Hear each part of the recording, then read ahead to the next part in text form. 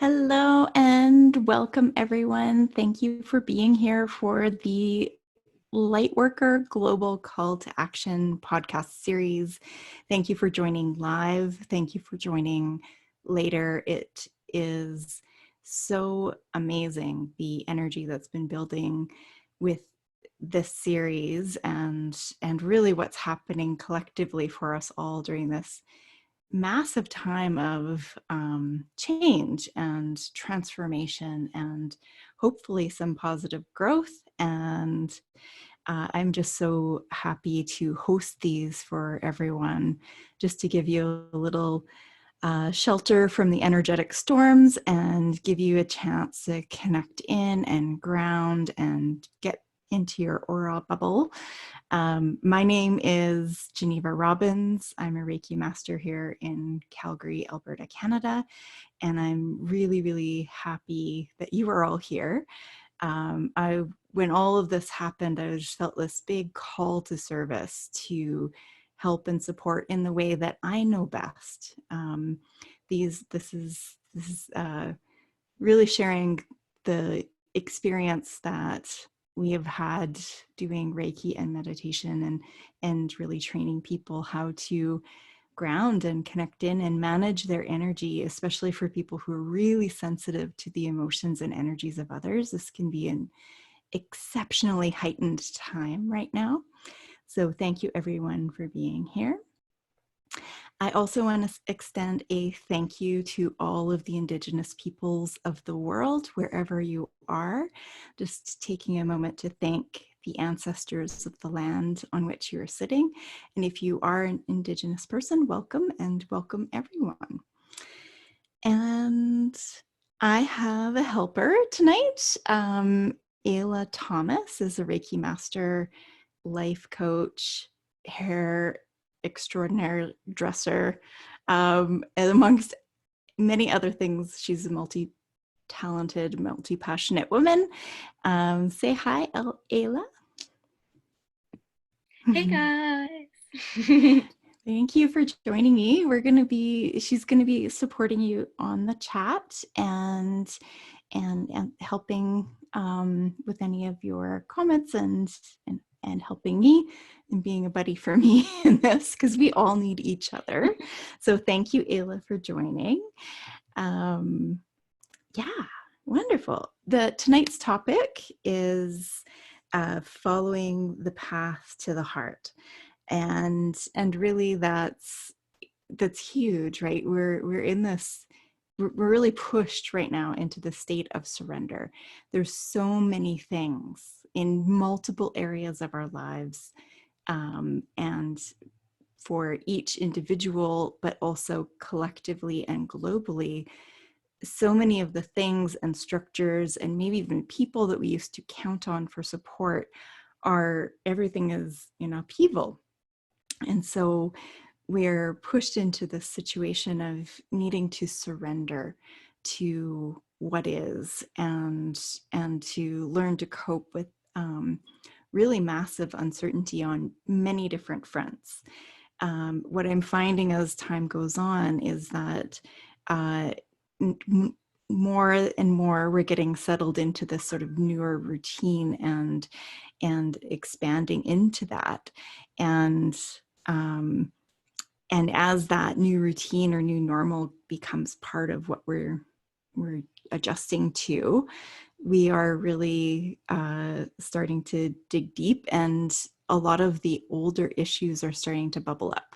So the things that were big issues before are almost heightened in a way that we are needing to dig into them and heal them on a very deep level. So yeah, so it puts us into this scary, surrendered space, but within surrender is also this enormous opportunity. It's a hugely freeing experience as well. So it's both challenging, it's also massive opportunity. So thank you all for being here.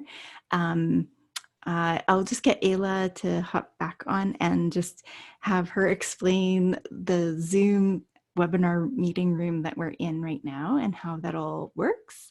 Ayla, can you share with people how the Zoom stuff works?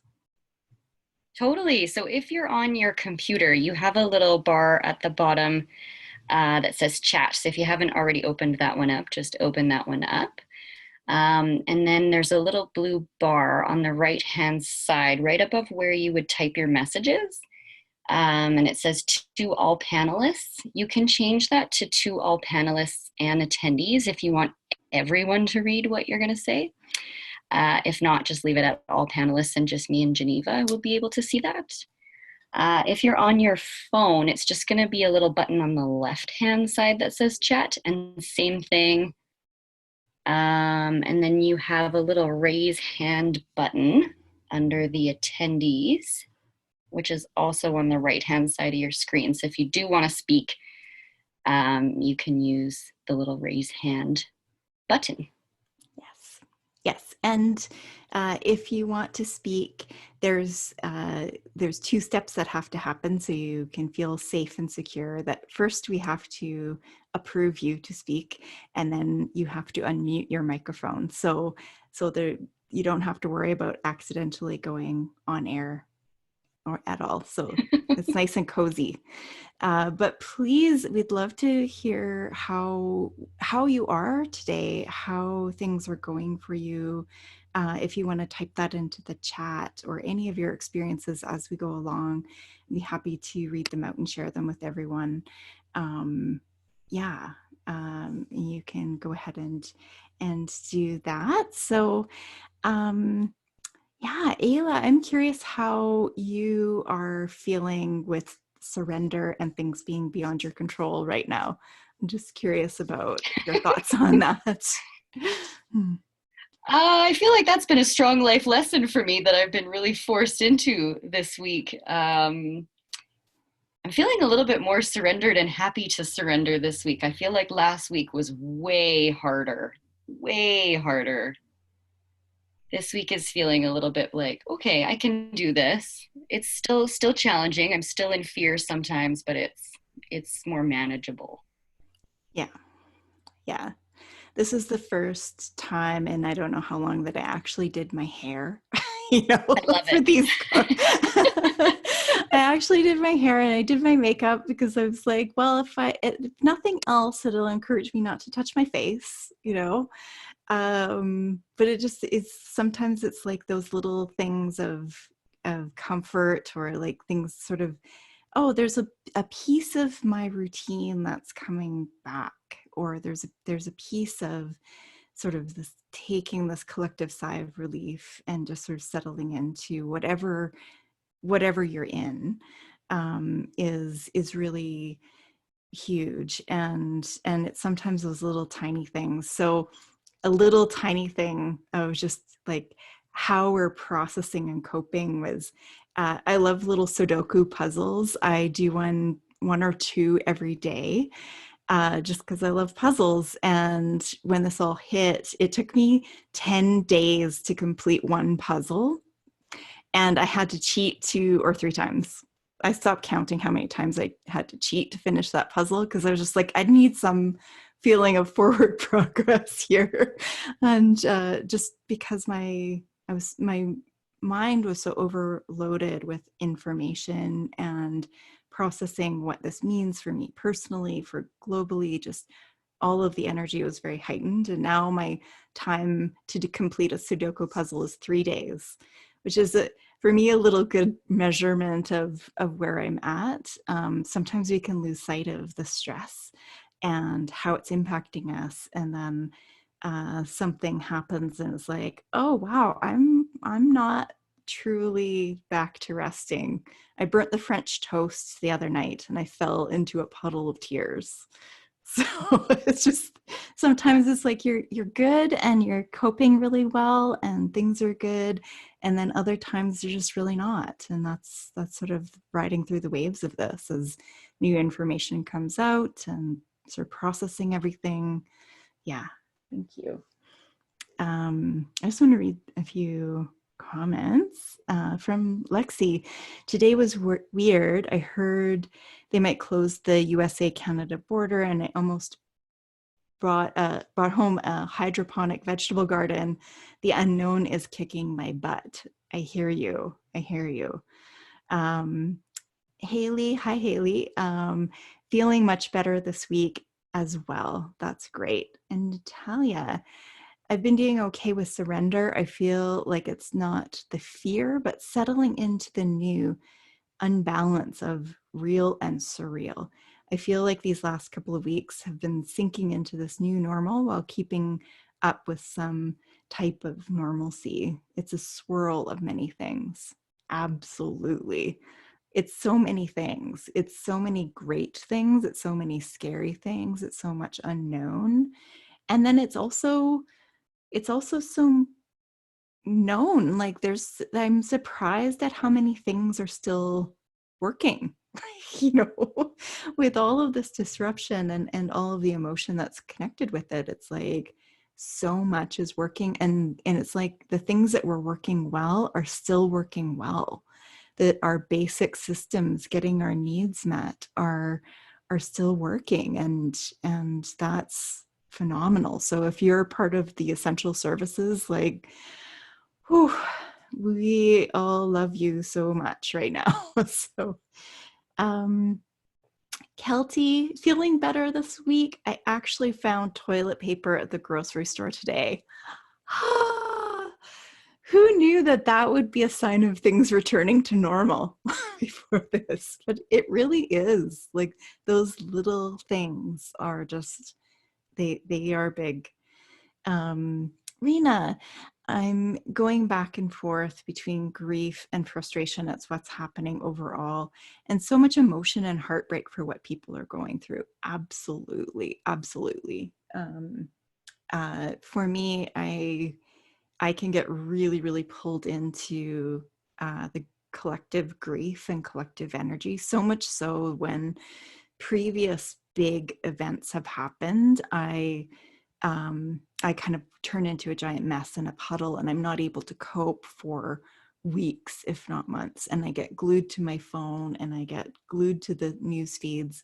And I was very, very aware of how much my Reiki training is helping me through this, because I immediately started grounding when it all sort of got shook up for us here in Calgary. Whoever knows when that was, like on some Thursday night, ages about 15 years ago, when everything changed. And I grounded, and I started, putting on my aura and using all of my Reiki skills and training, and it's really saved me. It's saved me from not getting swept along into just crying 24/7 about what's happening. And I really care about what happens to our vulnerable people, and the people who were vulnerable before this are still vulnerable, if not more so. And and so for me, I have to really sort of marshal my mind and use my skills and not go beyond my scope of how I can help and how I can serve. And then doing whatever I can to, whenever I can, to sort of help those people on the fringes. But for right now, I really feel like my place.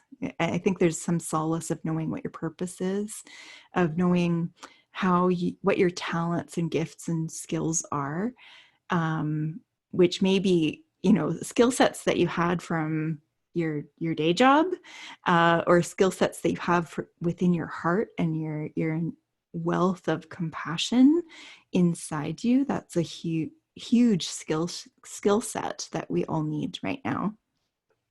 That when we leverage those skills, gifts, and talents, and we help from our sphere of influence, and everybody has a different sphere of influence. If you're a mom with little tiny babies, you have a sphere of influence, which is really about, staying and nurturing your family and maybe helping a little bit beyond that. But that's okay. Like, stay there. And if that's where you are, if you have and had a big platform or a big voice before, that's a sphere of influence. For me, I knew how to do this and set this up, and I have these skills in helping people with their energy and helping them ground in chaos. And I feel like this is a little energetic and emotional pit stop for other people to be on the front lines, because I know I'm not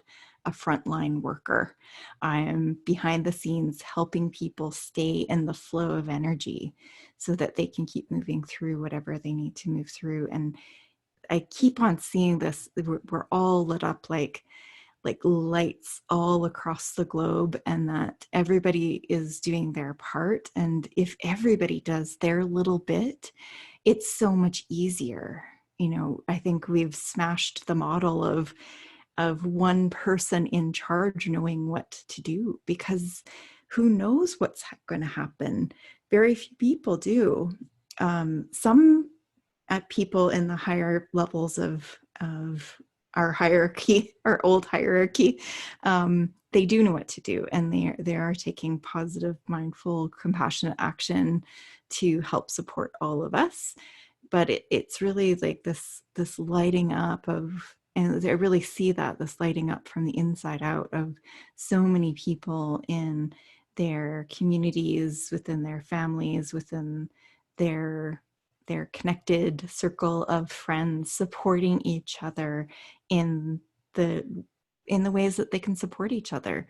And I see such beautiful compassion springing from this, and this amazing depth and resource of creativity and problem solving. Everybody is home problem solving, and we start out with our personal sphere, and then it just ripples and grows from there. So yeah, thank you everybody for sharing your thoughts and feelings and experiences. Ayla, did you have anything to add to that before we jump into the grounding meditation? No, I feel like you covered so much there. It's perfect. Great. Thank you.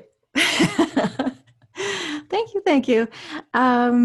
Wonderful. Thank you. Thank you, everybody. Why don't we start out with, this is what I always like to do, and it's a big part of the Reiki classes and what I teach, is we always start out with grounding, or the sort of connecting in and settling in meditation, and any of the work we do with people. And there, if you're new to grounding or new to meditation, it's really, really simple. I'll just read to you, and you'll just follow along and close your eyes and uh, and just allow whatever feelings, emotions to move through you that needs to move through you. Grounding is an energetic technique that helps plug you into the resources of Mother Earth, this very ancient energy below your feet that has existed for billions of years and has seen it all. There's not one single thing that has happened on the earth that the earth energy hasn't been a witness to. And so we can draw on that wealth of support and love and nurturing energy. And it's really a visualization technique. And so just by visualizing it, the energy will balance within your body and the earth, and it makes you feel more stable, more connected. It gives you a sense of feeling safe and plugged in into the present moment where you are right now. And with meditation, if you're brand new to meditation, don't worry. I go with the easiest model first, and there's two main things that will help you with meditation.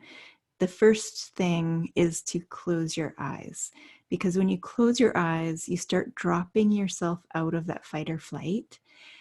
When we get scared or we get nervous, our eyes go wide open and we go into sort of a bit of a panic or shock. And when you close your eyes, even briefly, even for just 5 minutes, you start telling the deep centers of your brain and your body that you're safe. And if you combine that with slowing your breathing down, breathing into a count of 7, breathing out to a count of 7, those two things together will start calming your nervous system. It'll settle down your heart rate. and it will get you back into your body. And when you're back in your body and back connected in and into that heart connected space, then you can kind of take this, it's like this little connecting in. It when you're grounded and connected in that way, it feels like being on a long forest walk. And if you can go for a walk, if you're allowed to be out in public, being outside is a really great way of grounding just through nature herself. And these little meditations are ways that even if you are inside or you can't get out as much as you'd like, or maybe you can't get outside at all for safety reasons, and thank you for keeping yourself and everyone else safe by staying inside. The grounding meditation can give you that feeling of being plugged in to the earth below you. So we'll jump into that. This grounding meditation is from my book, The Secret Art of Happiness. Over the next coming days and weeks, we'll be adding more resources to our website and from the existing material that I already have from the book and other resources and recorded meditations. Got lots of ideas of how we can support you, not just through this, but really through everything. Because what we're learning now to cope with this upheaval is really the skills and tools that we need to cope with everything that was broken, hurting, and disrupted in our lives before this. And so it's really, these tools are they needed all of the time, but now they're not optional because it's all so intense. So we'll just hop into a grounding meditation.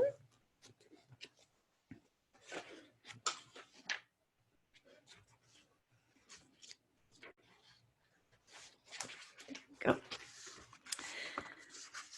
Great. So just very gently, as you listen to my voice, you can close your eyes and let your breath relax.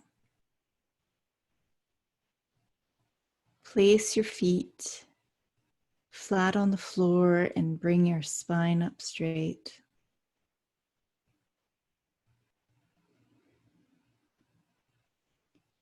Just gently become aware of the energy of the earth, just below your feet.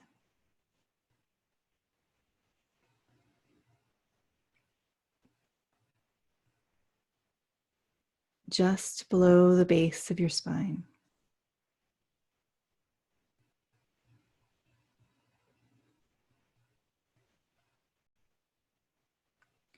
Notice the vast expanse of energy available to you now.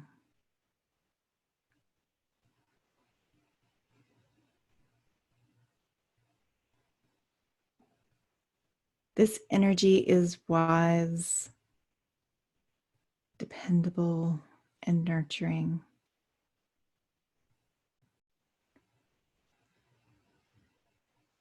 Feel the charge and character of this earth energy now.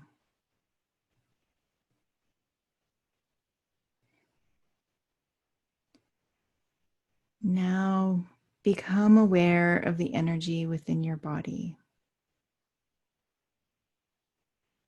Observe the difference or similarity between your energy and the earth's energy. Just notice this gently, easily, and with great kindness.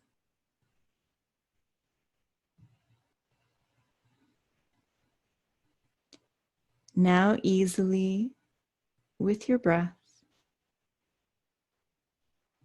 allow the energy of your body and the energy of the earth to balance out.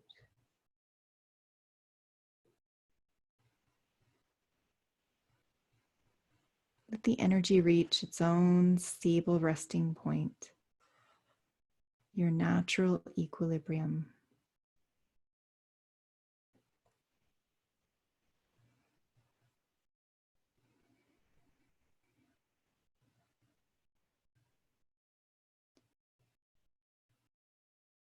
Allow the charges in your body and in the earth to harmonize, just easily and gently with your breath. Notice how your breath helps the energy flow. Notice the support, the love, the comfort that is available to you now.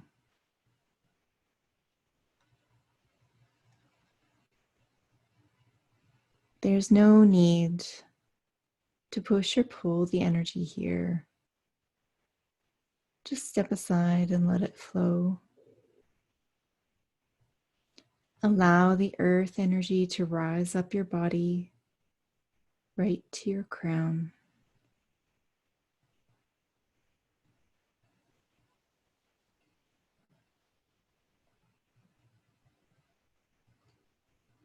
Allow any unwanted energy or tension to flow off right through your feet. Let the nurturing presence of Mother Earth be with you now. Surrender all barriers and blockages to her magnificent love. You are so loved. Feel it now. Rest here for a moment.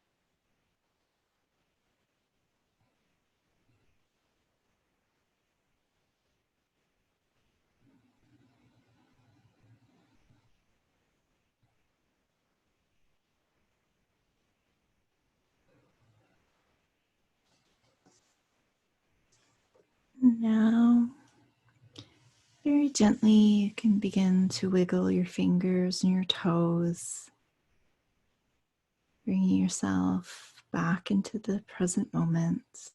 You can bring your hands down your legs, just smoothing off the energy, connecting you into the earth below you.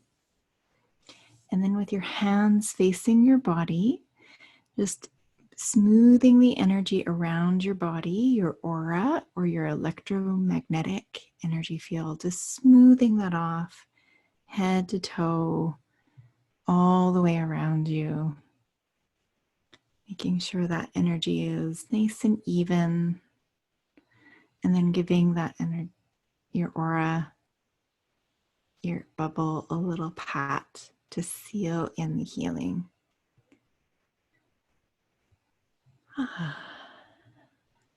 There we go. And when you're ready, you can open your eyes. Welcome back, everybody. I'd love if you could type into the chat what you experienced with that meditation, how you're feeling now, or how that went for you. It felt so cozy and warm. I felt this flood of energy all around me. I was just resting in the middle, and I just feel better. It just is amazing how much energy we can share, how much space and this energetic container we can share together. Because I meditate a lot and I do a lot of Reiki, and it's always easier in a group. And this group is just bigger and bigger and more energetic every single time, from call to call. It's just amazing what's happening. Yeah. So I'll just read a few comments and then I'll swing back to you, Ayla. Bia, I was feeling anxious going in, but I'm feeling so much calmer now. Thank you. And Natalia, thank you. Beautiful meditation as always. I felt so much charged energy grounding me to the earth, and I just feel amazing after that, like electric roots coming out of the earth. Wonderful. Melanie, I was also anxious and my mind was racing before, and I am definitely more settled and calmer. Thank you. Thank you. Thank you. And yeah, you can keep typing in if you'd like to share. Ayla, what did you experience? Oh man, I Mm, feel like what you were just saying about so many people coming together and meditating and like the energy's so much different. And my computer is like saying that the internet's really laggy. I've not got a good connection. And I'm like, no, I have a good connection because the last two calls have been totally fine.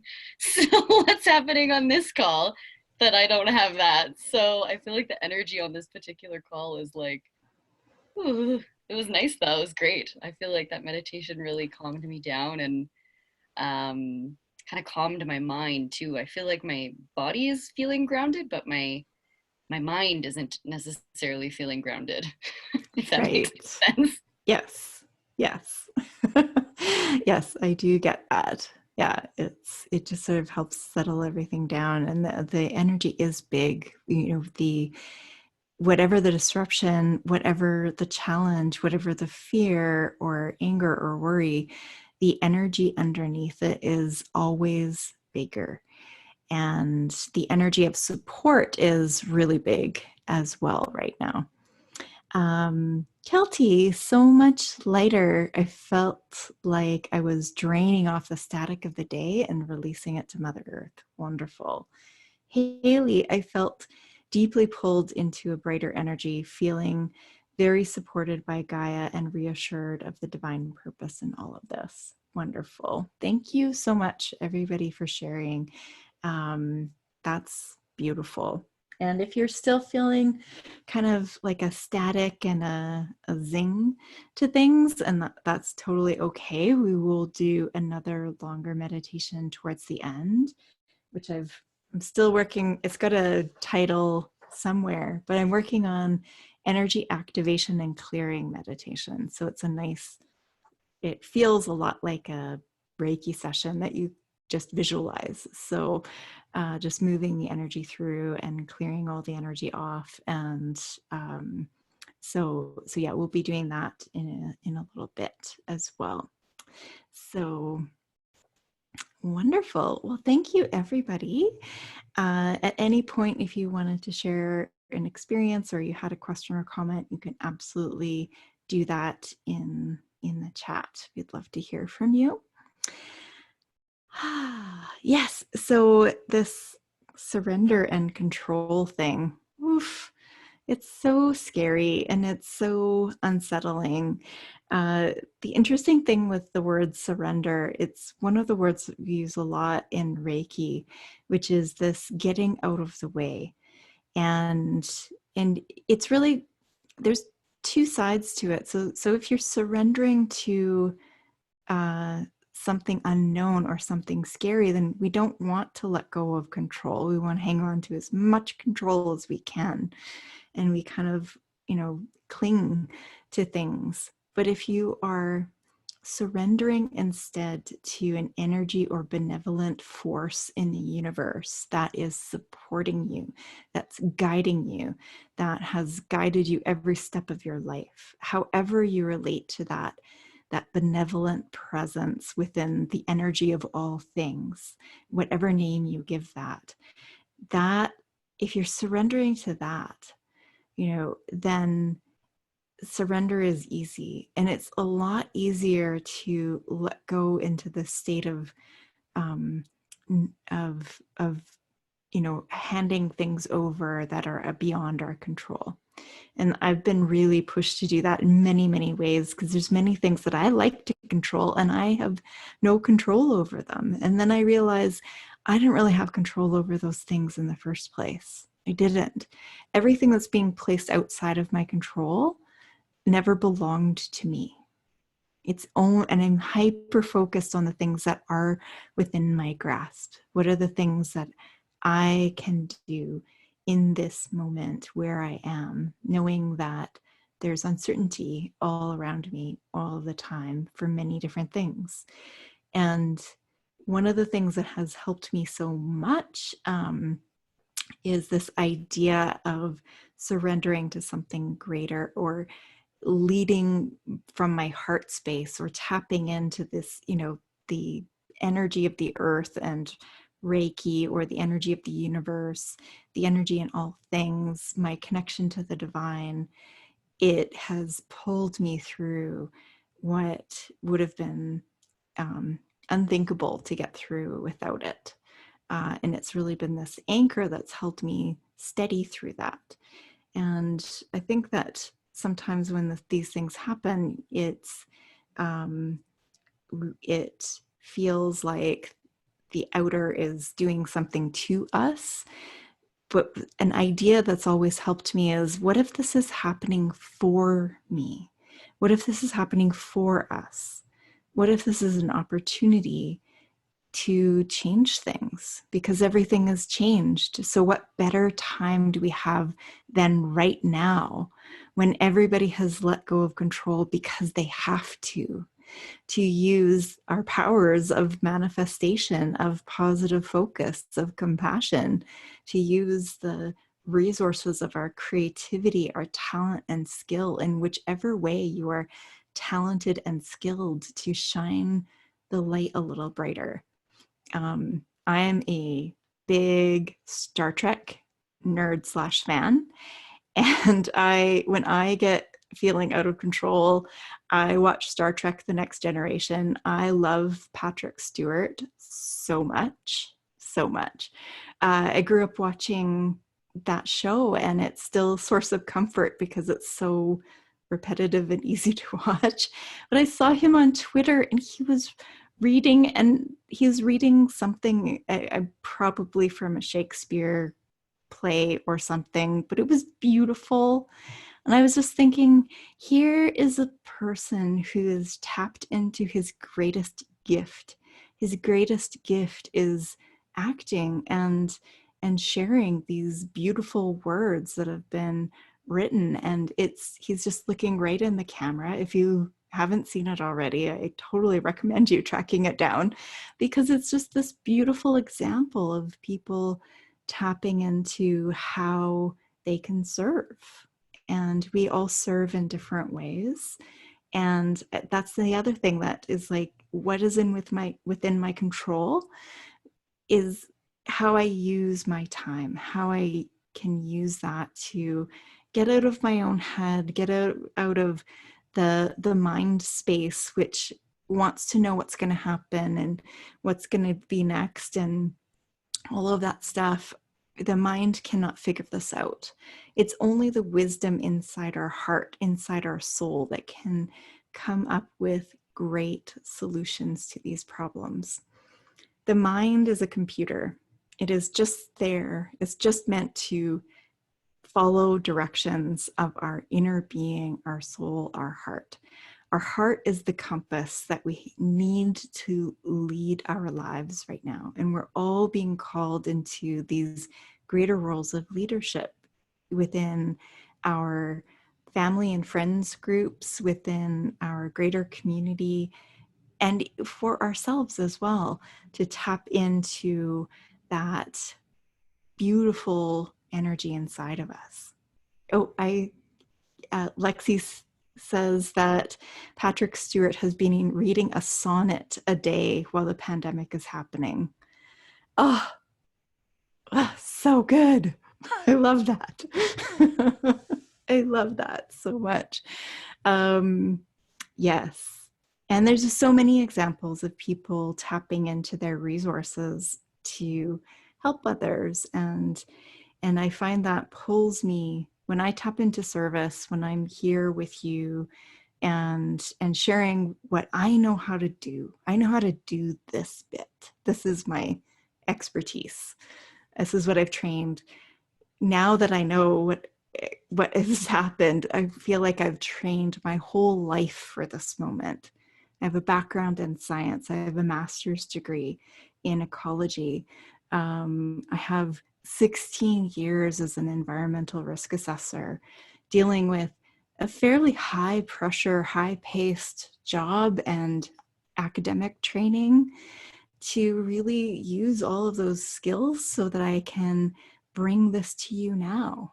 If I didn't have all of those experiences in my past, I wouldn't have all the resources I do now so that I can help all of you who will then go on to help whoever you can help. And even if it's just to get your own self centered and good, that is enough, because you create this ripple of light just by your presence, just by you being plugged in and tapped into the earth, into your heart, in your energy. You create a wave or a ripple of energy that benefits us all.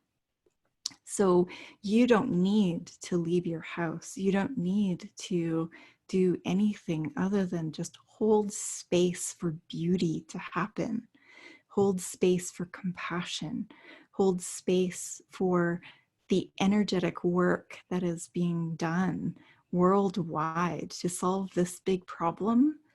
And what I feel like is that when people tap into that creative altruistic energy, it's contagious.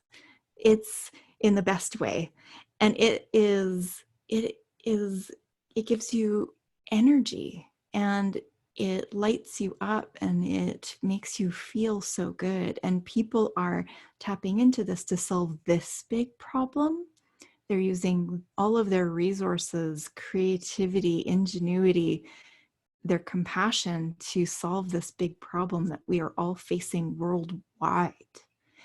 And once this problem is solved or handled, or we can return to some semblance of new normal, do you think we're going to want to stop solving big problems? No. We're going to want to keep going with all of the big problems that were here before. But now we've got this engine of connectivity, of people talking to each other, of people being empowered where they are to act within their sphere of influence and help reach out and connect and do these things together collectively. It's massive. And that's a big part of what I'm feeling. And that just gives me so much juice and energy to keep going with things.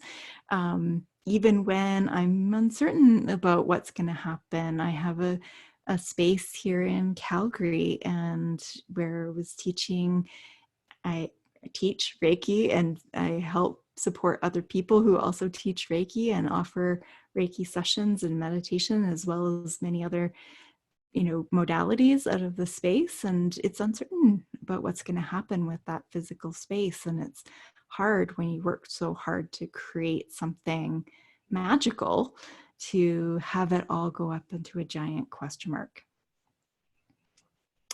But there's so much change, and there's so much growth, and there's so much opportunities.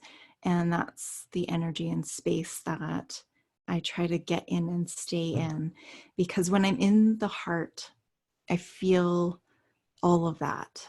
My heart knows that it's gonna be okay. and just lean into service, and everything you've ever needed will come to you. Everything.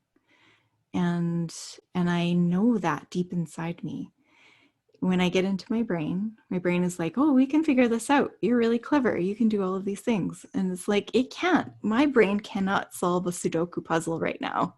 That's where my brain is at. So I can't ask my poor little brain to figure out something that it has not got an answer to. And because it is unanswerable at this moment, it will just spin and spin and spin like a wheel on the computer.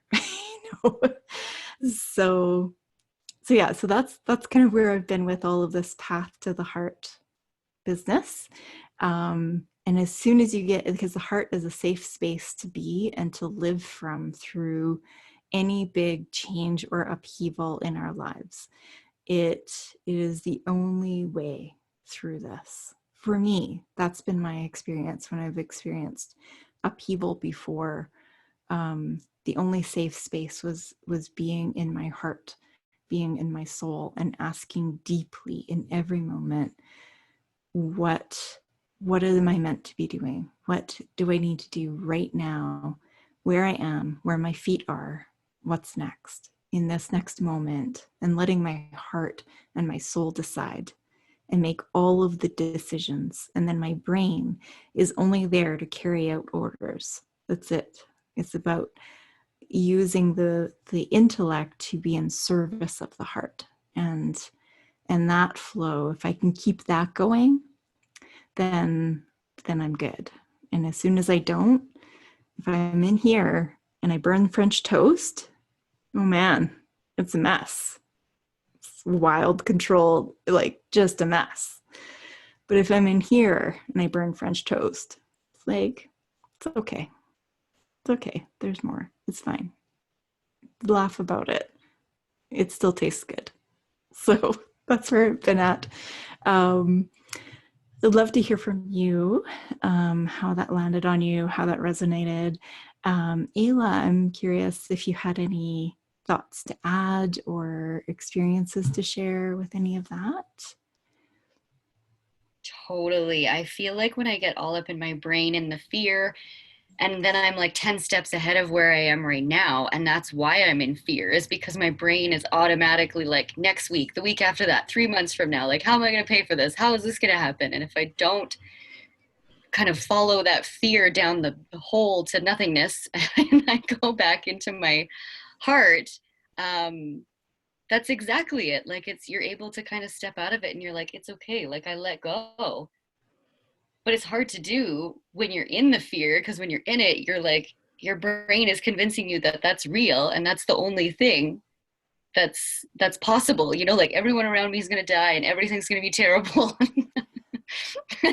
Catastrophizing stuff that's just not real. Yes. Yeah. Yeah. And because when faced with the question, our mind immediately wants to fill it in. But if it's under stress and it doesn't know, it's going to fill it in with the worst possible answer, you know, and or with it'll fill it in with our previous experience on that topic. So the Mm-hmm. last time you were in this state, what happened? What was happening? And so it will just assume if this, then that, like a computer. The Right. last time this happened, this is the conclusion, you know. Um, and so that's fine. Wherever we're at with it is where we're at with it. And I find even that, like, the more gentle we can be with where we are at, with how we're feeling, whether we're getting caught in the mind or not, whether we're grounded or not, the more we gentleness and yin and calm we can bring, and compassion for ourselves, the more we can bring that into every single experience, the less time we need to be in the confusion and overwhelm. And even if you're going to be, even if you're in it for a whole day or a whole week and you're just in it, and it's just in the trenches, in the muck, that's okay, because it's impossible to be there forever. Emotions by their nature move.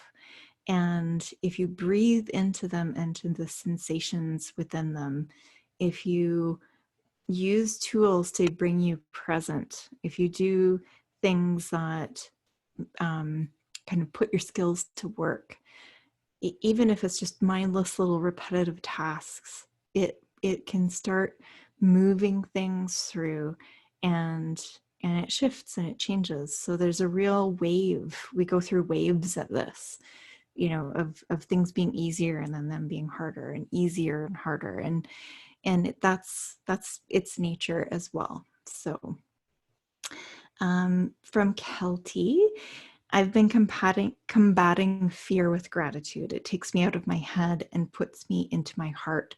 Focusing on gratitude has helped me feel blessed and not fearful. Exactly. Yes. When I was spiraling about French toast yesterday, um, I did this gratitude practice. It's something that me and my husband often do, especially when things have gotten big and intense, and how we've worked through other crises in our lives, is to do this gratitude list, and we just go back and forth, and sometimes it's really like surface and whatever, snarky. It's like but even if you do a gratitude practice petulantly, it still is gratitude, and it will move you through whatever you're in. So just want to, and it really did help.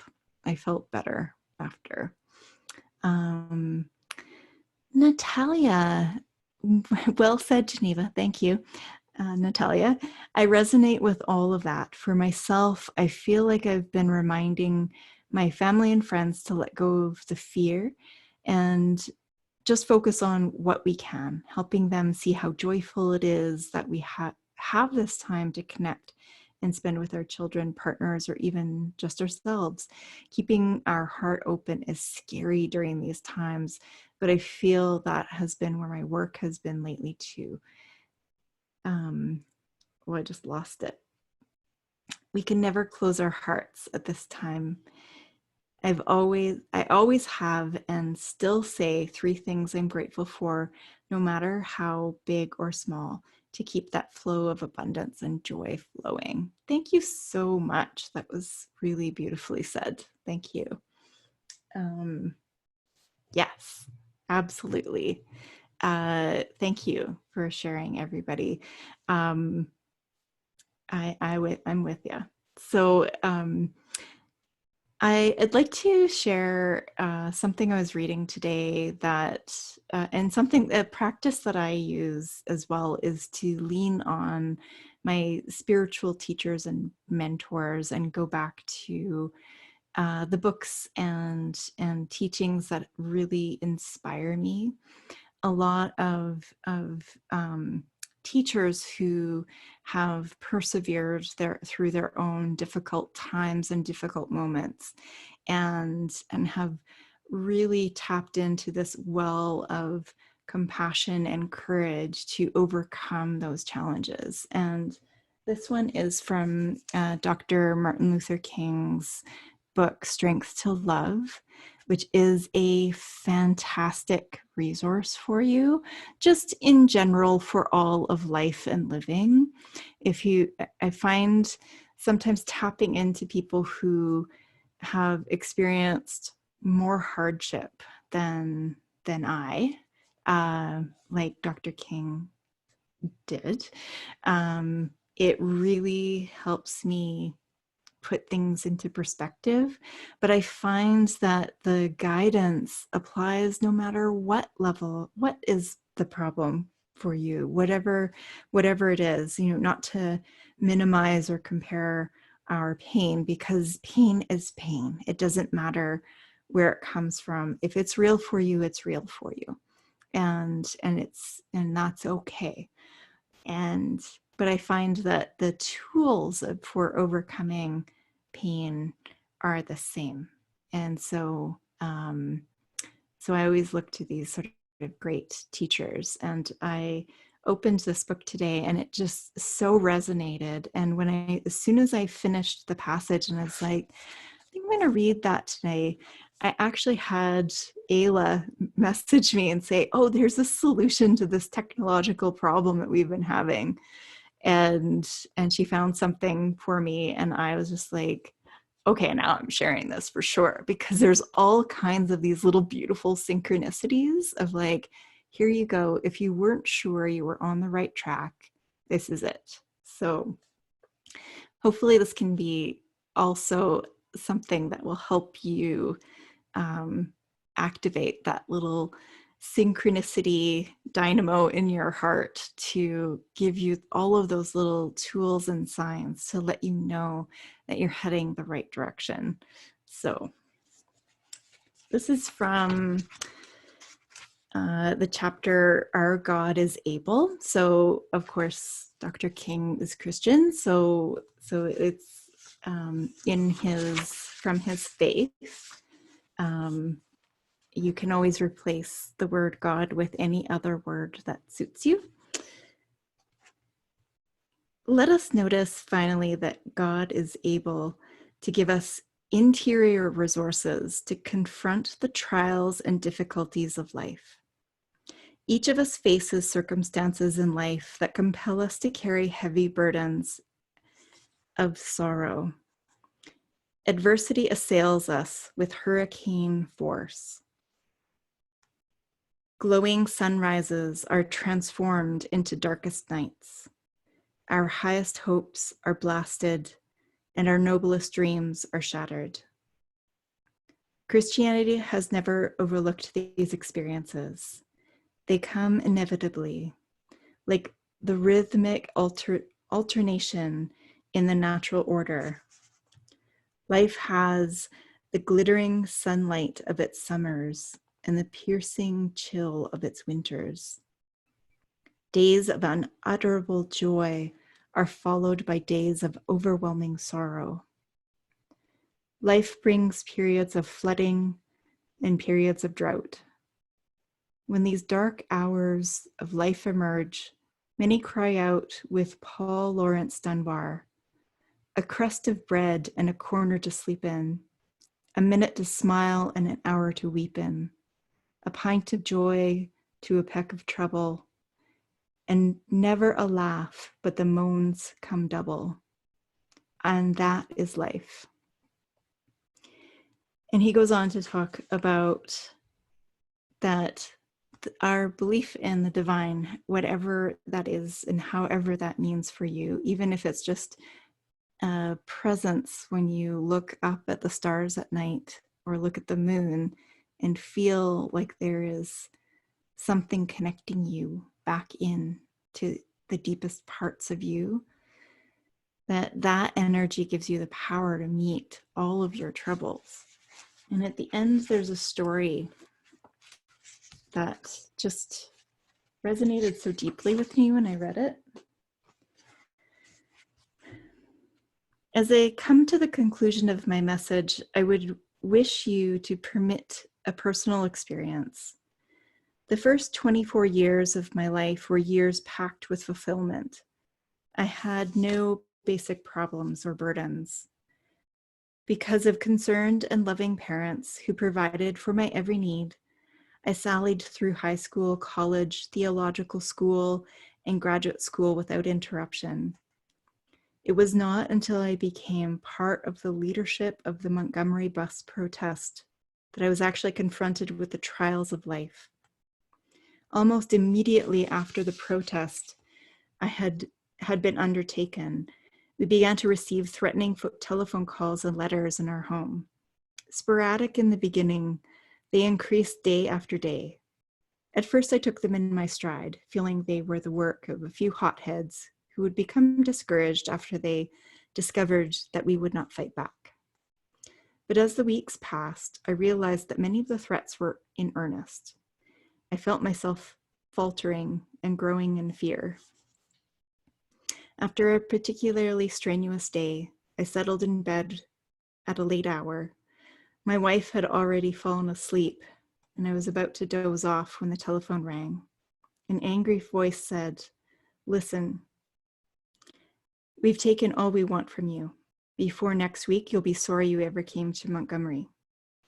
I hung up, but I could not sleep. It seemed that all of my fears had come down on me at once. I had reached the saturation point. I got out of bed and began to walk the floor. Finally, I went to the kitchen and heated a pot of coffee. I was ready to give up. I tried to think of a way to move out of the picture without appearing to be a coward. In this state of exhaustion, when my courage had almost gone, I determined to take my problem to God. My head in my hands, I bowed over the kitchen table and prayed aloud. The words I spoke to God that midnight are still vivid in my memory. I am here taking a stand for what I believe is right, but now I'm afraid. The people are looking to me for leadership, and if I stand before them without strength and courage, they too will falter. I'm at the end of my powers. I have nothing left. I have come to the point where I can't face it alone. At that moment, I experienced the presence of the divine as I had never before experienced him. It seemed as though I could hear the quiet assurance of an inner voice saying, "Stand up for righteousness. Stand up for truth. God will be at your side forever." Almost at once, my fears began to pass from me. My uncertainty disappeared. I was ready to face anything. The outer situation remained the same, but God had given me inner calm. 3 nights later, our home was bombed. Strangely enough, I accepted the word of the bombing calmly. My experience with God had given me a new strength and trust. I knew now that God is able to give us the interior resources to face the storms and problems of life. Let this affirmation be our ringing cry. It will give us courage to face the uncertainties of the future. It will give our tired feet new strength as we continue our forward stride toward the city of freedom. When our days become dreary with low hovering clouds and our nights become darker than 1,000 midnights, let us remember that there is a great benign power in the universe whose name is God, and he is able to make a way out of no way and transform dark yesterdays into bright tomorrows. This is our hope for becoming better men. This is our mandate for seeking to make a better world. Whew. So beautiful. As long as you can skip past the religious and gender-based language of his time. But really such a powerful sentiment. And I think it's just huge for me to lean on that kind of strength, to persevere and keep on going, and to look for hope when there feels like it's all dark, it's all midnights, that it just made me feel like, yeah, I have had experienced that, those dark nights of the soul when it just feels like everything is spiraling out of control, and something in me just turned inward to something deeper, and I just connected into a voice, a presence that I just knew that it would be okay if I just got up and did the thing that I needed to do. If I just stood up and I did what I could, then I would feel better and I could maybe help others. And it doesn't have to be huge. It doesn't have to be world changing, but I feel like we're all being called to access our own deep resources to shine that light.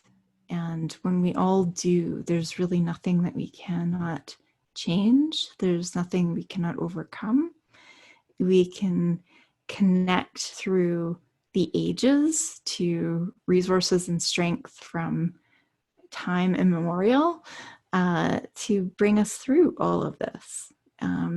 So no matter what, that energy, the energy underneath it all is really what I connect into, and gives me that strength and support to keep on going, and just come back to my breath, come back to grounding, come back to my own spiritual practice and my own spiritual understanding of how I fit into the universe. And it just really helps me. It helps me through this, but it's really helped me through all of the things that I've ever needed to get through. So,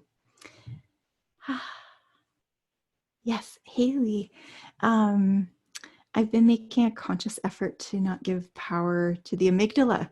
When I receive information or fearful news, I really I get to still and sit with it, feel if it rings true, and deciding whether or not to react to it. Every time I do this, the journey to the heart space, I reconfirmed that all is well.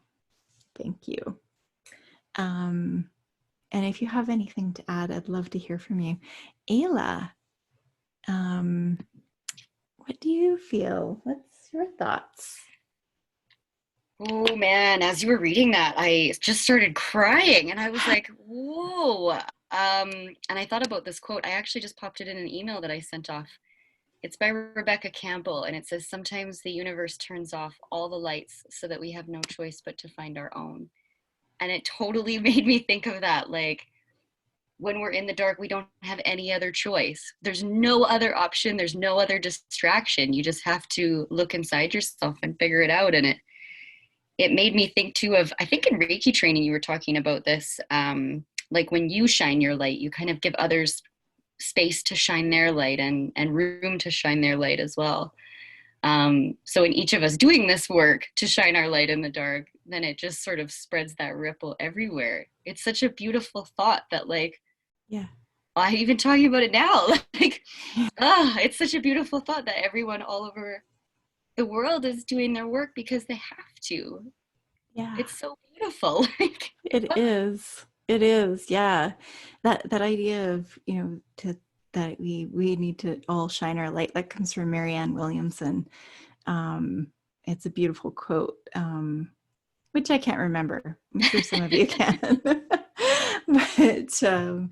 But yeah, and we'll track down that quote and we'll put it in the links, all of the resources in the links to the blog post on lunaholistic.com/blog, and when we post this episode.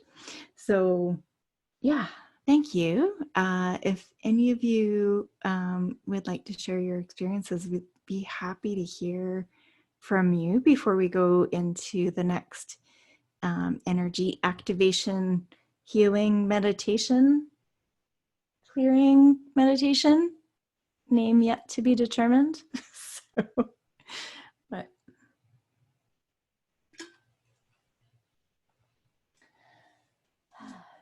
I swear it's just water and not vodka. It made a real swig sound when I drank. So, yes. There we go. So if everybody is ready, we'll drop into another meditation. We'll just get all settled. And after the meditation, if you would like to share your experiences aloud with us, you can always raise your hand, and we can activate your microphone and you can unmute yourself, and we'd love to hear your voice and what you've experienced after this meditation. Great. All right, so just taking a few deeper breaths, just relaxing, gently closing your eyes, just letting any of that static charge be released gently. by a sigh of relief.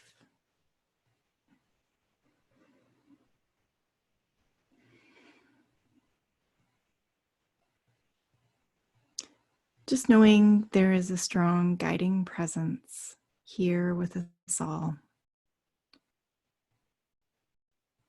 Deep down in the core of everything, there is a steadiness and a flow. A deep, inherent wisdom within the planet, gently guiding us and nourishing us, supporting us in any way imaginable. Just letting everything heavy melt into the tender arms of Mother Earth. She is prepared to receive it all. There is nothing too big. There is nothing too painful. There is nothing too overwhelming that she cannot help us with. Letting that strong and nourishing guidance flow. Feeling that ancient rhythm of energy. Knowing that rhythm within the earth. That slow and deep cycle of nature lives within you. You can feel it in your bones. You can feel it in your heart. You know this to be true.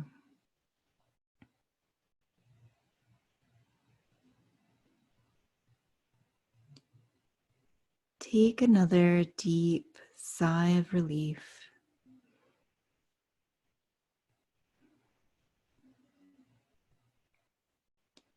Letting everything melt off of your shoulders. Placing temporarily everything outside of your bubble. Giving you the space and time to be within the stillness inside of you. Letting anything that isn't connected to your purpose in this lifetime go. Allowing your soul to decide what to keep and what to stay. Knowing that this is a process that happens deep inside of you. A knowingness in your heart. Allowing the mind and all its thoughts to step into service of your heart and your soul. Your heart is in charge and it knows what to do. Your heart is in presence and full expansion of your spirit and your being in this moment. This beautiful and precious moment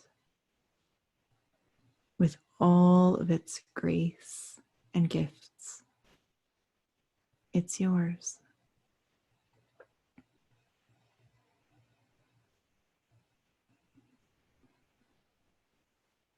A beautiful violet light, a beautiful purple color is descending to touch your crown.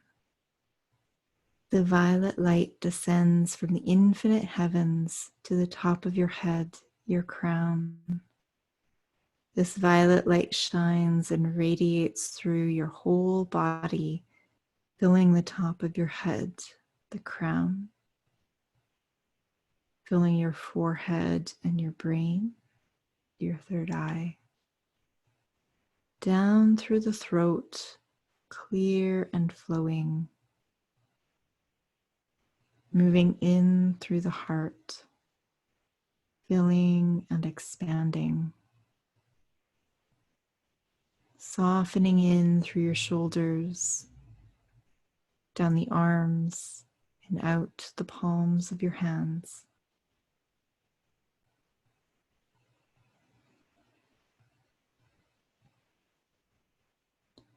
Filling and concentrating the energy in your solar plexus, your belly, gathering all of your solar plexus energy, keeping it inside you, bringing the energy down into the sacral, into your lower abdomen, bringing the energy right into your root, the base of your spine, all the way down your legs, shining radiantly out the bottoms of your feet, and all the way to the center of the earth, completely connected and rooted.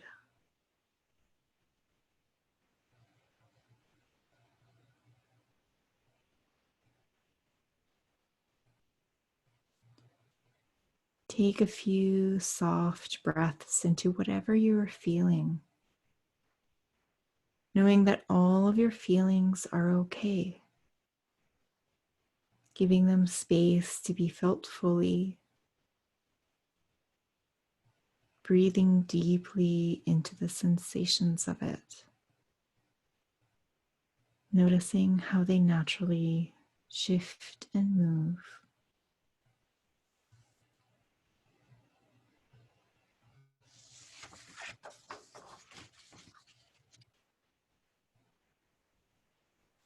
Very gently, one by one, being led into the light and grace of your soul. Begin taking soft breaths into your energy field, noticing what's there, noticing with kindness and compassion, allowing anything in your energy field that isn't yours to dissolve, letting it go to the highest light, knowing that there's an immense, kind, and loving presence within the universe, looking out for all of us.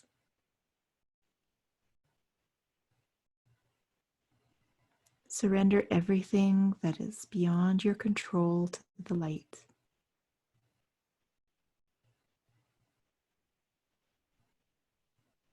Allowing your aura to be swept clean and clear by your guides and angels, your immense divine team.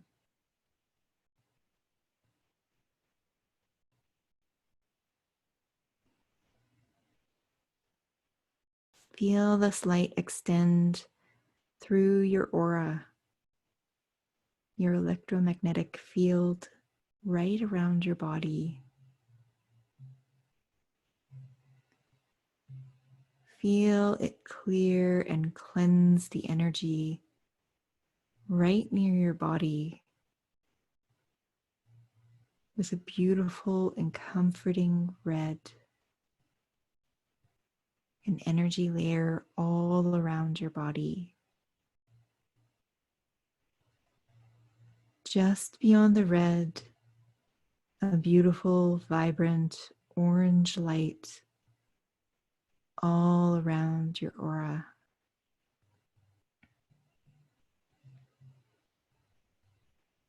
Just beyond the orange, a beautiful, radiant yellow light and energy all around you.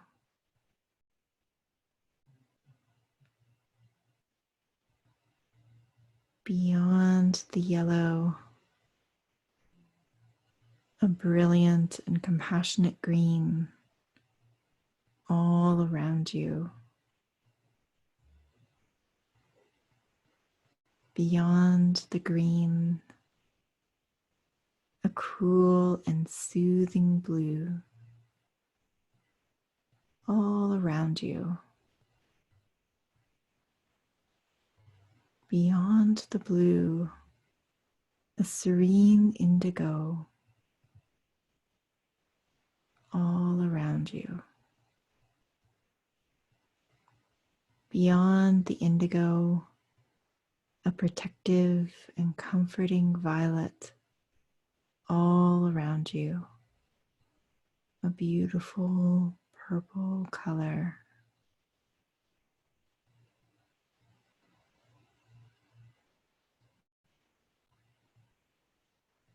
Notice or feel or know the presence of loving divine beings, your team, your spirit guides, your guardian angels, ascended masters, or the universe itself. Whoever you think the best is, they are here with you. Know that this divine, loving presence is maintaining your ground and maintaining your auric field no matter what is happening. No matter where you are, they are there and supporting you, making sure you are completely contained within your bubble of light. It's all held in place by the divine. Rest here for a moment.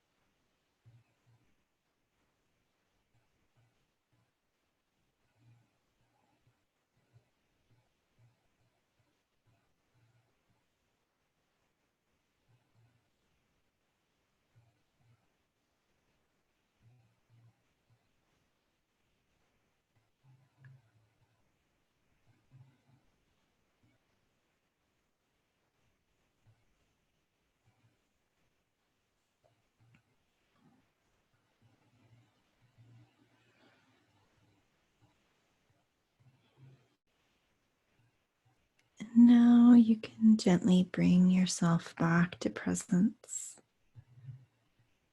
Gently wiggling your fingers and your toes, and your hands down your legs, letting the energy connect into the earth below you, and sweeping your hands through and around your aura with your hands facing your body, just smoothing off that field all around you, giving the edges of your aura a gentle pat,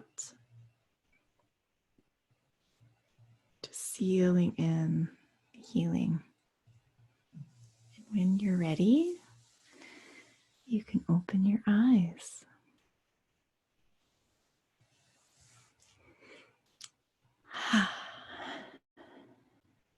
There you go. And while you're all arriving back,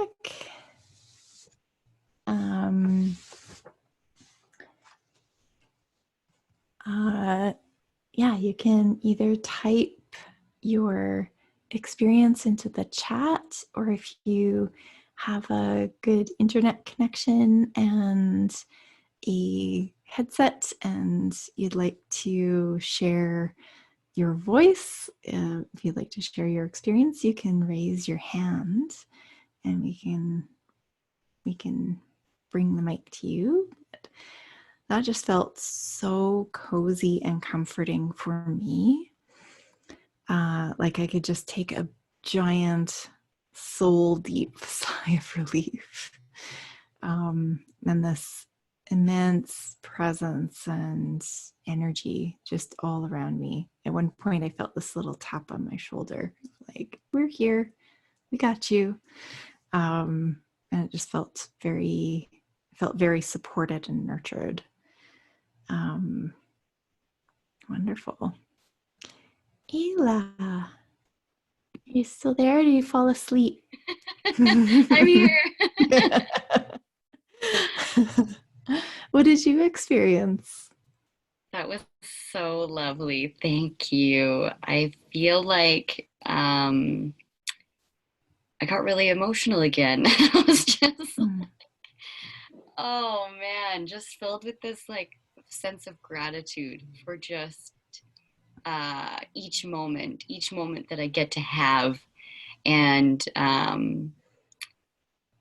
yeah, it just felt really, really great. And that part at the end when you were saying kind of that protective team, it felt like very much like um, Archangel Michael, just like that beautiful, like, I'm right here. Like, I got this. You don't have to even worry. And it felt like there was lots of people around him, like infinite amounts of people that showed up to like support and protect me, which is really cool. And I feel like, yeah, just really reassuring and super supported. And yeah, I just feel like I can kind of step back a little bit, like, ah, okay, that's nice. You got this. yeah, yeah. Yeah. Ah, well, that's so great. Thank you. That's amazing, amazing. Um, Kelty, that was so beautiful. What a gift. I felt so connected. Thank you, Kelty. Thank you. And if you'd like to share your experience, I'd love to hear from you. Um, there should be a little button somewhere on the bottom of your screen that you can raise your hand if you'd like to speak. Natalia, absolutely, I'd love to hear from you, Natalia. I'm going to allow you to talk, and then I'm going to unmute you, and then you can activate your microphone and you can share. Hello. Hello, can you hear me? We can. Okay. What did you experience? That was so lovely. I felt like that was a great compliment to the first meditation because I felt like there was still some kind of static energy a little bit like everyone else has been experiencing, but I'm just a big, it just brought it back to like so much expansion. Like I felt like when you were going through all like the chakras and the colors, it felt like I was standing on the edge of like a mountain cliff overlooking the ocean on like a sunset, and it felt like all the colors were expanding like out, like as if like as far out as like where the sun was setting. And it just felt like how, just reminded me like how connected I was to the divine. And I did feel like that part, I can't remember which part it was, just like my divine team and just like the little angels just kind of sweeping away everything. And I had like a tension headache almost in the beginning of it. And at first it kind of felt like it was really like heavy in my aura space, and I saw different layers. And then when that part was about melting away, it felt like it was like a lot of different layers of different either people's energy or just from what's happening in the world right now, was kind of seeping through. And then I noticed once that kind of fell away, my like tension headache was gone. And just that vision of standing out kind of by the ocean and that sunset feel, and just to see how far my aura could expand and connect to the divine, was just really beautiful and almost a little bit surreal, considering what's happening in this world. But that was lovely. Thank you. Oh, that's so wonderful. Thank you. Thank you so much, Natalia. Thank you for sharing with us. That was beautiful. I'm so glad you got that gorgeous, beautiful image of nature in that connected feeling. So Yes. thank you so much. Thank you. There we go. Still figuring this out. Great. Haley, wow, what a beautiful meditation. My experience was much of my aura expanding into the light. Ah, that's beautiful. Thank you. Thank you everyone for all of your experiences. If you have more to share, we're happy to hear from you. And if you'd like to share aloud, we can have more people join in. But if you're good, that's good too. Wonderful.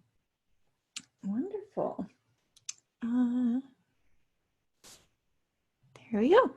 Wonderful. So, Ayla, did you have more to add? No, not at all. I feel like you've done such a beautiful session tonight. They're always beautiful, but tonight was especially beautiful. Oh, thank you. Thank you. I appreciate that. So I appreciate that. Yeah, there's such a neat held space when we gather in this way. It really makes a big ripple and a big difference. And I hope all of you got to connect into that deep energy inside and that deep energy all around us. There's such immense support through all of this, and just giving us that bubble of connected space. I always like to tune into what my heart says in any given moment and listen to what my heart and my soul will ask me to do, and just taking it one step at a time. And when I find that you tune into that sort of deep connected space, and doing meditations like these or other ones really helps you get into that connected space, then you can ask your deepest part of you, your inner being, what is the very next little tiny empowered action step that I can take from right now where my feet are, either today or in the next couple of days, that your heart is just yearning for you to do something. And sometimes it's about rest and self-care and nurturing yourself through this difficult time of upheaval. Sometimes it's about reaching out to loved ones and friends and connecting in with, supports that are all around you. Sometimes it's, a bigger, more expanded vision of how can you share your unique gifts, talents, creative ideas. If you've got a novel in your head or a song in your heart or some great big vision or idea, how could you take one tiny, teeny little action step towards that? For me, what does my heart say? I think it's really about just meditating more and giving myself a little bit of a wind down tonight, and just lingering in that heart space is what my heart's saying, and to just sort of rest a little bit, and then I'll be all set to go for tomorrow and the next steps there. If you'd like to share what your heart's calling you to do, your little tiny, teeny, soul-guided action step, we'd love to hear. You can type that into the chat of what that might look like for you. Ayla, what does your heart and soul say is your next little teeny tiny Oh my step? God. So much love tonight. I feel like I just need to kick my feet up, wear my PJs, and text all the people and call all the people I love and tell them how much I love them. That's beautiful. I love that as a tiny, teeny action step, and that's so powerful. Sometimes we don't realize how important those little tiny acts of care are, but it really makes such a huge difference. Just even texting a little heart to somebody that you care about is huge, huge, huge. Rena says, I am inspired to paint all those colors we walked through, and I want to call my mom. Oh, that's so great. Yes, all our moms need us to call them all of the times. If you have a really loving, close relationship with somebody that you care about, it's beautiful to connect in with them and reach out. So that's wonderful. Yeah, and you can type away if there's more you want to share there. Let's see what else I got here. Oh, beautiful. So, thank you. This was just such a wonderful experience all the way around. I want to invite you to join us for the next call. We'll be posting that very shortly on the lunaholistic.com homepage.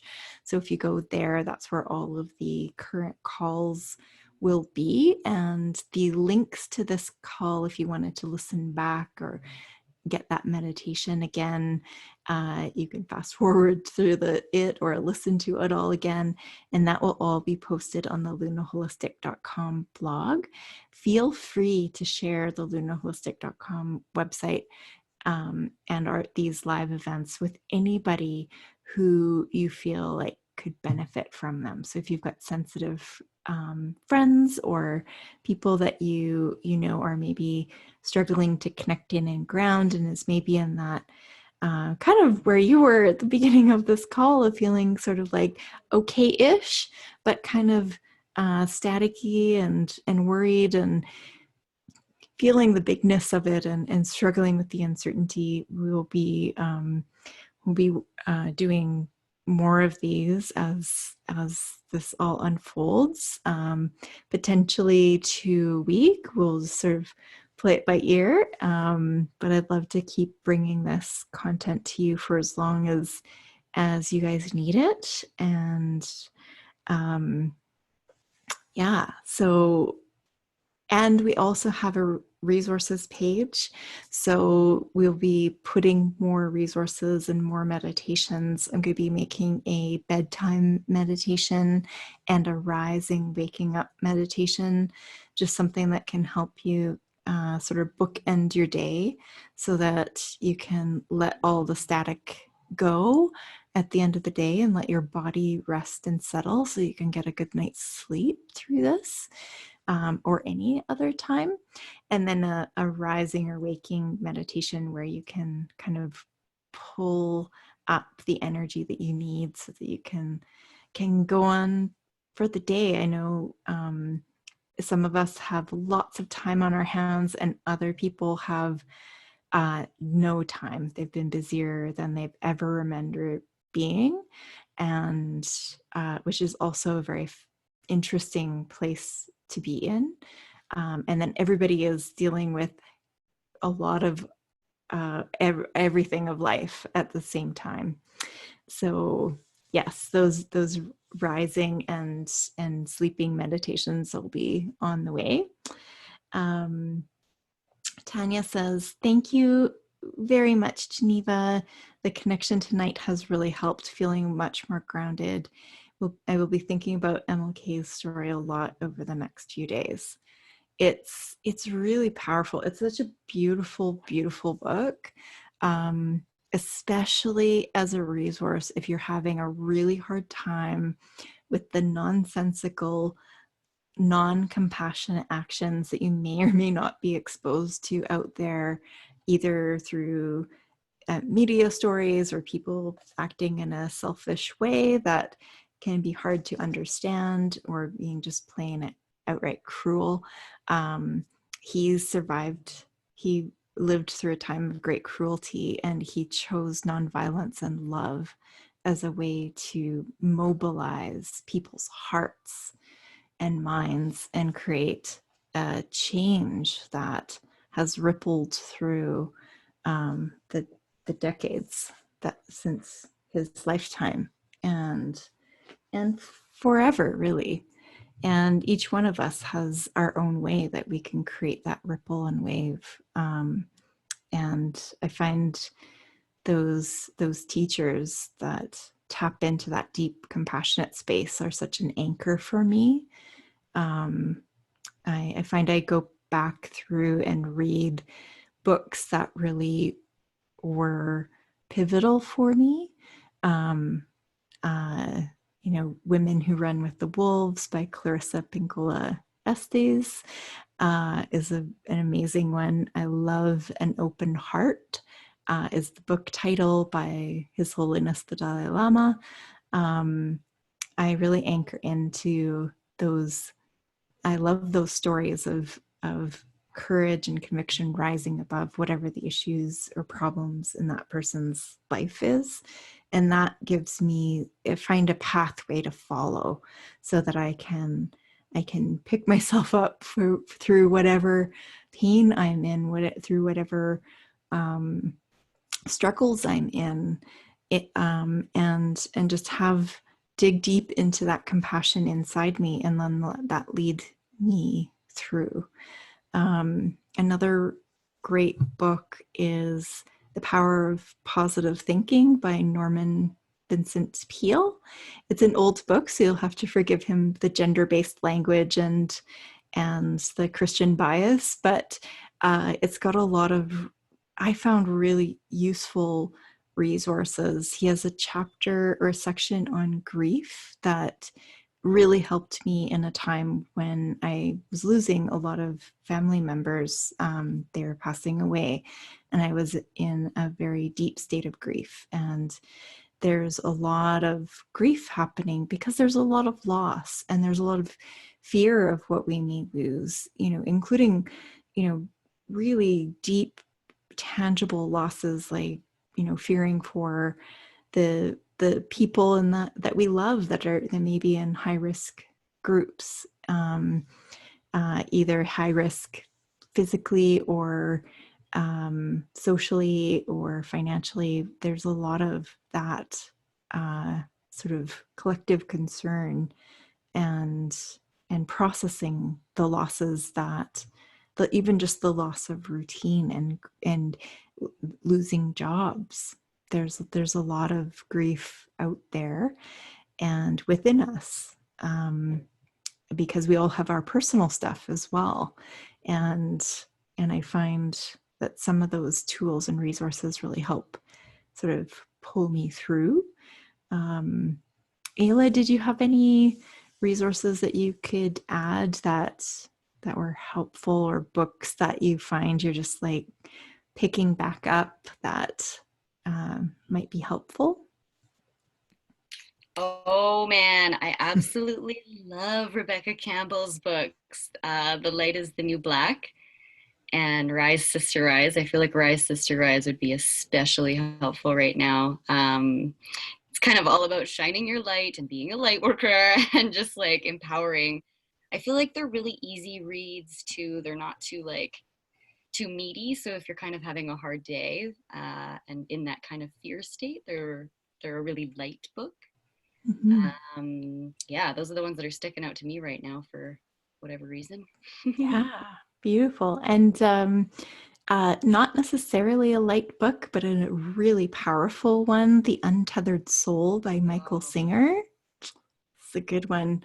Okay. I kind of read when I read it, I would read a paragraph or a section a day, and just because there's so much, it's quite a he writes it so beautifully, but it's quite in depth. Do any of you have resources or books that called to your heart or helped you? You can type that into the chat, and I'd be happy to share those with others.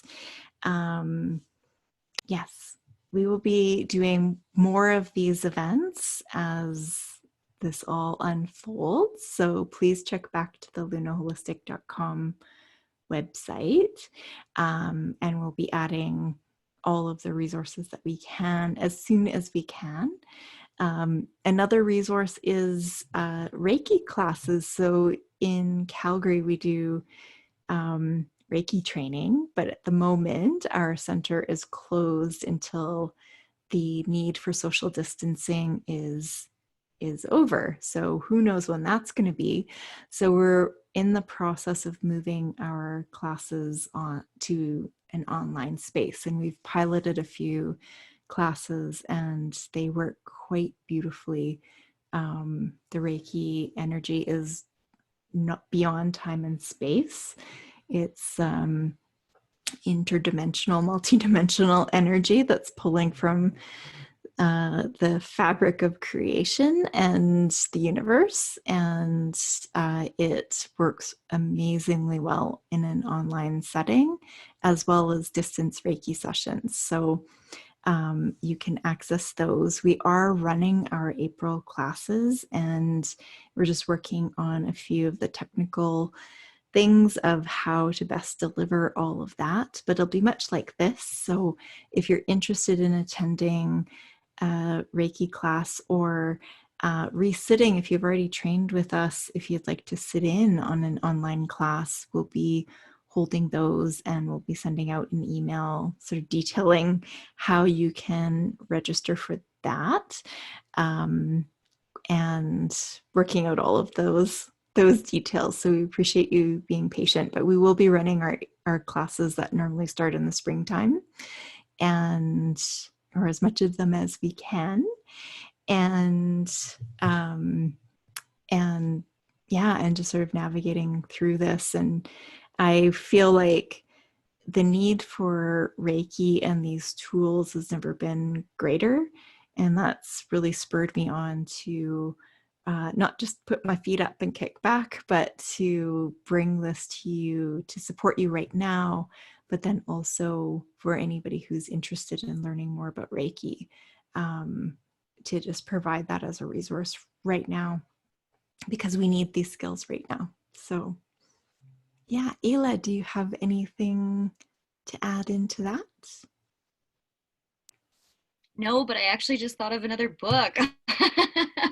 It's called Self-Compassion by Kristen Neff, and it's got all these beautiful little, um, like, I'm thinking of the word workshop, but that's not it. Like a, whatever, something you do that's on the paper that you work through. My brain is in meditation mode. Workbook? Yeah, Yeah. it's like a workbook with other stuff that you can read in there as well. And so Beautiful. there's little activities in there. It's great. Yeah. And Tanya says, Gift from the Sea by Anne Morrow Lindbergh. Ooh, that sounds like a very intriguing title. So thank you. And thank you all. I like to end with a big old hug, the world's safest hug. So you can just hug your screen. We're all going to have this giant group hug. And then, and we can all feel that hug back. And then we'll expand our arms out a little bit more to allow more people to join the circle in the group. And even a bit more, so that our hands are reaching out, stretching out over the whole world. So we're embracing the entire earth, and just give the world a big hug and feel that hug returned.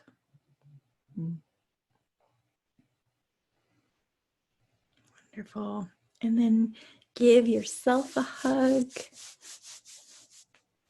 Bring energy down your legs. Smooth off your aura. Give it a little pat.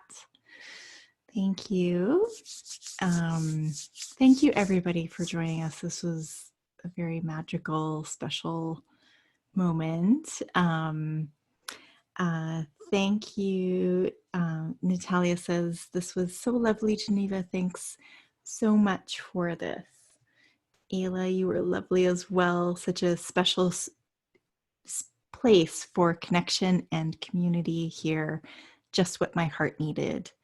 Thank you. Thank you for Melanie.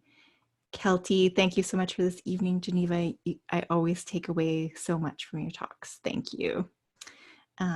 Thank you. Thanks for, Rena says thanks Thank you for leading this in all the positive energy, everyone. Thank you, all of you, for joining. This was just such a beautiful, magical, special thing. Please share this with anybody who could benefit. You don't need any special training. You just need to have a compassionate heart and uh, and um, a need or want to learn some skills and tools to help you ground and get into your aura bubble as we navigate this time of upheaval and transition. So thank you. Ayla, did you have any final closing thoughts? Yeah, everything's so good, so lovely tonight. I just feel so filled up again. Thank you so much. Yes, thank you. Thank you for assisting and supporting people in the chat. And thank you all for joining live. Thank you, everybody who joined later. And take care, everyone. Stay safe, healthy, and well.